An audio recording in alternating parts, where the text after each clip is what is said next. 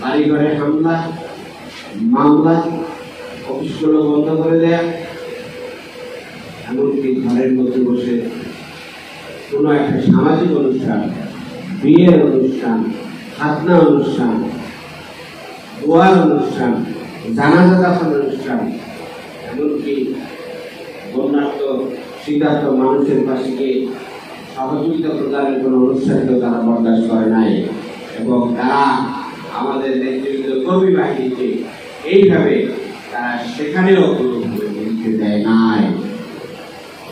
আলহামদুলিল্লাহ, আল্লাহ রাব্বুল আলামিনের দ্বীনের পথে যারা কাজ করতে চায় তাদেরকে যদি সমুদ্রের মধ্যেও আটকে রাখা হয়, সেখানে বসে বসে আল্লাহর জিকির করে, সেখানে বসে বসে কলেমার আওয়াজকে বন্ধ করার জন্য কাজ করে থাকে, বাংলাদেশে তাদেরকে এইভাবে বন্দী করে রাখা হলেও ঘরে ঘরে এবং যার যেখানে সুযোগ ছিল সেখানে তারা কাজ করে মানুষের কাছে দ্বীনের দাওয়াতকে পৌঁছে দিয়ে তাদেরকে দ্বীনমুখী একামতের দ্বীনের লক্ষ্যে কাজ করানোর চেষ্টা করে এসেছে। তারই প্রকাশ আজকে বাংলাদেশে যখন এই পরিবর্তন এসেছে, দেশবাসীর মধ্যে আওয়াজ এসেছে, বাংলাদেশে নতুন রাজনৈতিক এবং কল্যাণকামী কোন শক্তি যদি থেকে থাকে, সেই আদর্শিক শক্তি হচ্ছে বাংলাদেশ জামাত ইসলামী। বাংলাদেশ জামাত ইসলামীর মাধ্যমে দেশের সমাজের জন্য কল্যাণকর ব্যবস্থা থেকে দেশবাসী এগিয়ে যাওয়ার জন্য তাদের বিভিন্ন রকম মতামত ব্যক্ত করছে না? প্রিয় ভাইরা আমার, আলহামদুলিল্লাহ, এই পরিবর্তনের পিছনে সারা দেশের জনগণের, প্রধানত ছাত্র জনতা সে এগিয়ে এসেছিল।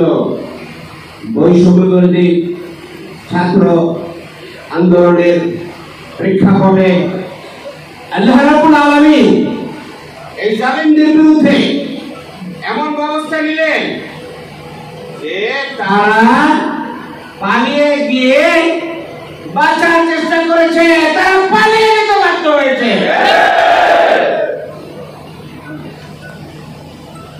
আমরা দেশের জনগণ চেয়েছিল যে হ্যাঁ, সরকারের পরিবর্তন হোক, অন্তত এই দুরবস্থা থেকে মুক্তি পেতে চেয়েছিল। আল্লাহ বলছেন যে না, ওদের অপরাধের মাত্রা এই পর্যায়ে বেড়ে গিয়েছে, ওদেরকে আর এই দেশে স্থান দেওয়া যাবে না, তাদের বাংলাদেশে কোনো জায়গা হবে না, ফয়সালা অনুযায়ী তারা করে দিতে বাধ্য হয়েছে। এদের মিশ্রতা এমন করেছিল যে কারাগারকেও তারা নিরাপদ মনে করে নাই, সেখানে তার আয়না ঘর সৃষ্টি করেছিল। কিরকম আয়না ঘর? 7-8 বছর পর্যন্ত পরিবারের সাথে সাক্ষাৎ নাই, যোগাযোগ নাই, বেঁচে আছে কি মরে আছে তারা জানতে পারে নাই। এখনো আয়না ঘরে আটক আছে এরকম শত শত